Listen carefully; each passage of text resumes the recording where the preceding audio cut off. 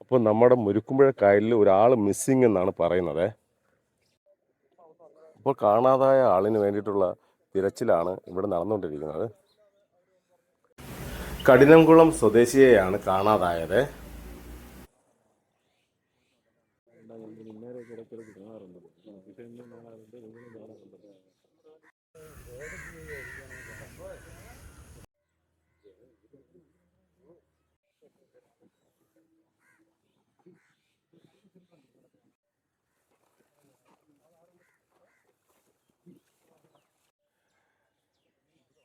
കേരള ഫയർഫോഴ്സിൻ്റെയും കഠിനംകുളം പോലീസിൻ്റെയും ആഭിമുഖ്യത്തിലാണ് ഈ അന്വേഷണം ഇവിടെ നടന്നുകൊണ്ടിരിക്കുന്നത്.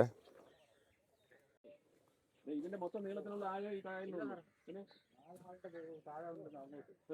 അവിടെ വെച്ചാണ് സംഭവിച്ചത്.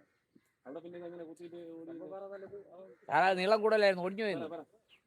അത് ഒടിഞ്ഞു പോയിരുന്നു.